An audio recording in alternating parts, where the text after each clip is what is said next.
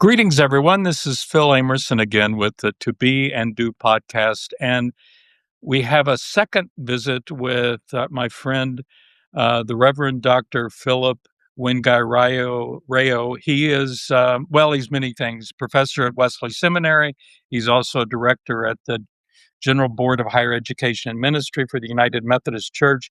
He has a book, John Wesley and Methodist Missions, that's just out, and I encourage you to find a copy, and you will discover a world that many of us thought we knew, but there's much more behind it.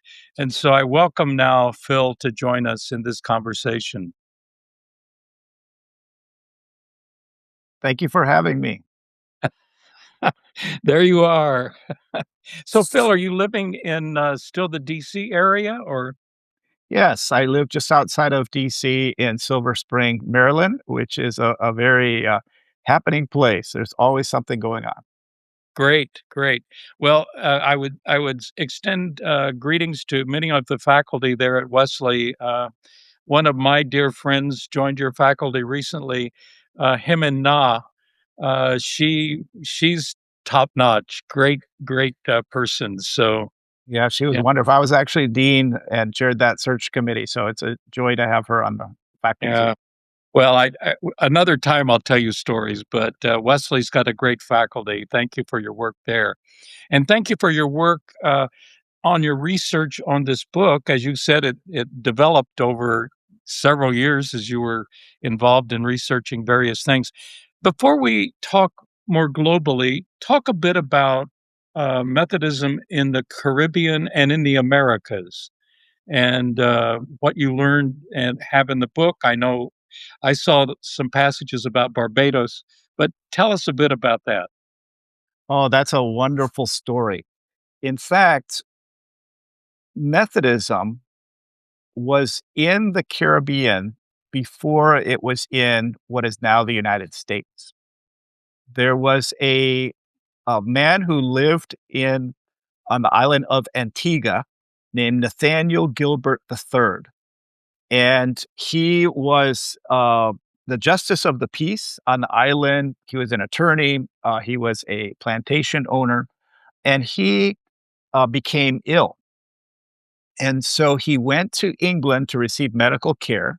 And along with him, he brought two helpers, two enslaved persons. And while they were in England and he was convalescing, John Wesley paid them a visit and Oh my! started to preach. And they were converted, all three of them. And on the next visit, a few months later, John Wesley decided to baptize all three of them. And this was the first time that John Wesley had baptized someone of African descent. So Wow! Nathaniel Gilbert said, well, I want to start Methodism back in Antigua. And so he wrote John Fletcher, who was John Wesley's right-hand man, and said, would you come with me to start a society in Antigua? And John Fletcher wrote back and said, that's a terrible idea. And so Nathaniel Gilbert decided to do it on his own. And so they went back to Antigua, and there in his home, they started the first Methodist society outside of England and the British Islands, the first one in the Western Hemisphere. And that society grew to about 200 people, and it was a mixed race society. And they would Wow! meet on his front porch. They would meet in a room in the house, and eventually it grew enough where they needed their own chapel. So that Antigua was the first place, and then a man by the name of Thomas Coke, who is known as the father of Methodist missions, he became shipwrecked in Antigua a few years later, and he arrived and he went to worship and he found this large Methodist society that was meeting in Antigua. And so he sent missionaries there and he took them to different islands to start Methodist missions.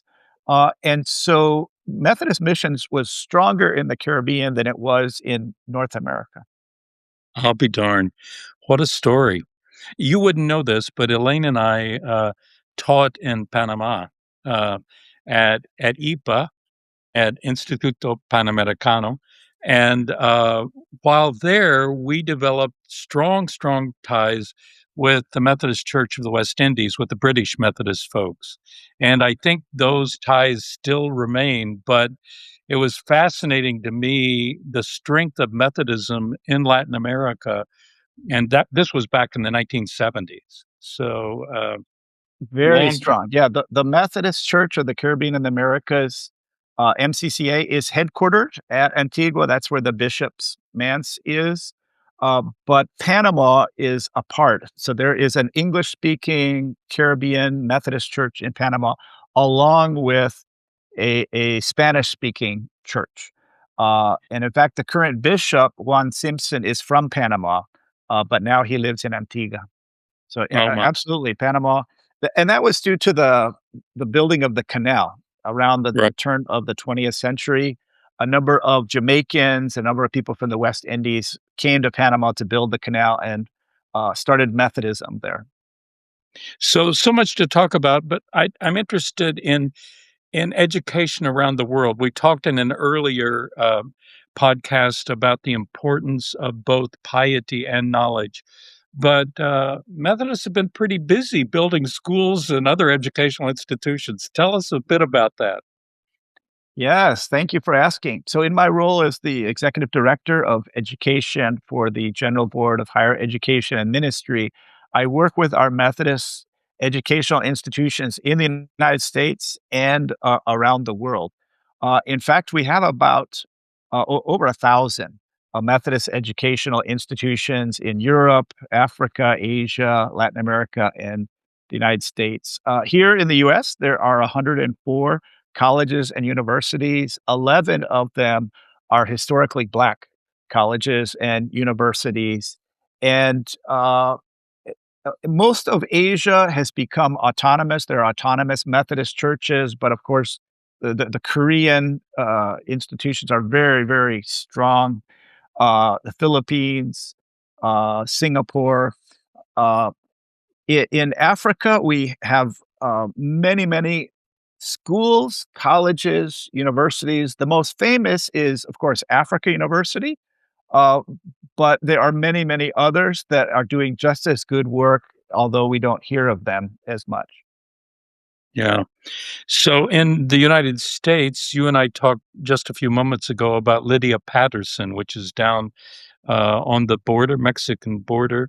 Um, it's had quite a history. I can remember standing there on the bridge between the two countries and watching dozens of young people coming from Mexico into the U.S. to study. And I'm glad to hear that that is has, even though there may have been some hiccups, that that kind of relationship is continuing. Absolutely. It's a very strong institution. We actually still have seven schools in the United States, 7 Methodist schools. There's one in the Redburn Mission, there's one in Alaska. So Lydia Patterson educates students K through 12. And as you mentioned, a number of the students live in Mexico and they commute. The school is only about 3 blocks from the border. And then the other students live in the El Paso area. And we're working to strengthen the connection between Lydia Patterson and colleges so that there could be a bit of a pipeline. So those students, when they graduate from a Methodist high school, they can continue on to one of there's 5 United Methodist colleges, universities in Texas. So we're creating a pathway where there's a full ride for those students. Well, Phil, one of the things that I remember so vividly are the 2 or 3 occasions when I was in El Paso and I stood by the bridge between the 2 countries and watched this river of children pour across the border headed to Lydia Patterson Institute there. How's Lydia Patterson doing today? I'm sure some of the tensions going on may have caused a hiccup, but tell us about Lydia Patterson. Well, thanks be to God, Lydia Patterson is going strong. It's one of Great. our 7 United Methodist grade schools. There were many schools in the country, but most of them evolved eventually to become junior colleges, and 4-year universities. but there are still 7. One is in the Redbird Mission in Kentucky, another one is in Alaska, and Lydia Patterson is one of those 7. And as you mentioned, it's in a very strategic location about 3 blocks from the border with Mexico in the city of El Paso. And so a number of its students come from Mexico every day. And there was a bit of a glitch in the summer of July 2025, when the Trump administration canceled the visas for students to come across. And so the school was very concerned because that's a strong constituency for them. But there was some pushback and some advocacy work, and eventually the Trump administration relented. And so those students are able to enroll and continue their studies. And another thing we're doing through our Methodist connection is trying to create a pipeline for the students that graduate from Lydia Patterson to continue their university studies. And there are 5 United Methodist colleges and universities in the state of Texas. And so we're working towards providing scholarships and to continue their studies in the United States. That's terrific. So let me put you on the spot. Let's see. If you're a United Methodist clergy person, you must know that we have something called social principles, and we have a commitment to, well, to access to education for everyone. Actually, diversity, equity, and inclusion might as well be a middle name of the United Methodist Church. So, what does it mean for you and your work now that we're in a time when some are trying to, well, doing more than trying, they're tearing down all of those educational resources for diversity, equity, and inclusion? What do you do, brother? That is a wonderful question. And of course, DEI is a buzzword, and it's a red flag that the minute you say it, the world kind of gets polarized, and people are either on one side or the other. But actually, diversity, equity, and inclusion is a part of our DNA in the United Methodist Church. Maybe not with those words, but we are all created in the likeness and image of God. We are all of sacred worth. And so it doesn't matter what your skin color is, you should have access to education. You should be able to become whatever God has created you to be. And that's been part of the Methodist tradition from the very beginning. You have to remember that Methodism was born on a college campus. The Holy Club with John and Charles Wesley started at Oxford University. And one of the first things that those college students did was to collect an offering to provide an education for street children in Oxford. And as we mentioned in the first half of the podcast, uh, John Wesley started the Kingswood School in Bath for the underserved children. And when missionaries went out around the world, they would start a church and they would start a school. They did this all around the world, and that's why we have over 1,000 Methodist institutions, because this is who we are. And here in the United States, after the end of the Civil War, a lot of missionaries went from the north to the south, men and women, and they started schools.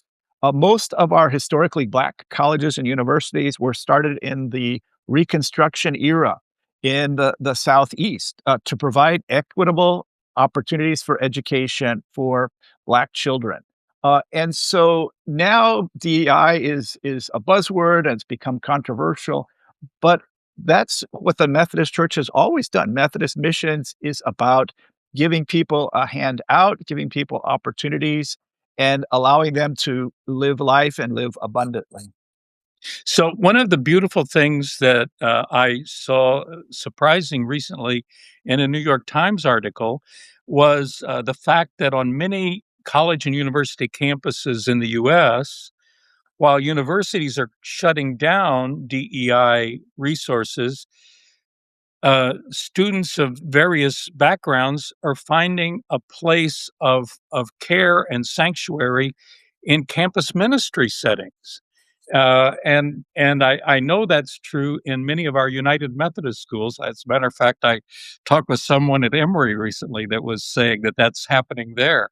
Um, isn't that a piece of the church being the church in these difficult times? It absolutely is. Last summer, I attended a conference of campus ministers in Dallas, Texas.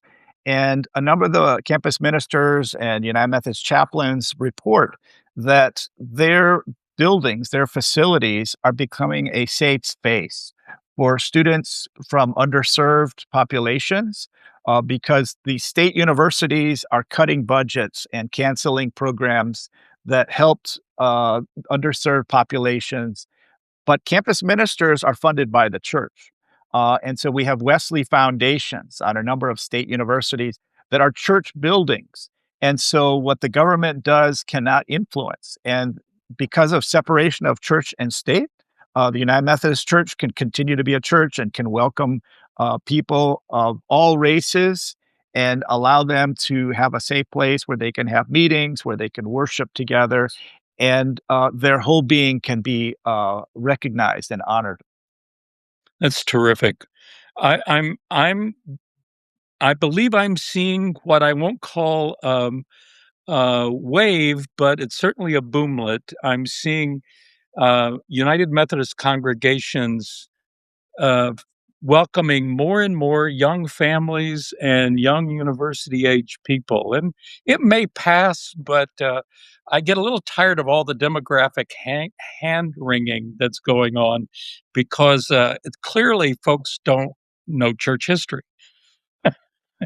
Absolutely. And education is a big part of that. When you go to a Methodist college or university, you're going to find diversity there. You're going to find people of all walks of life.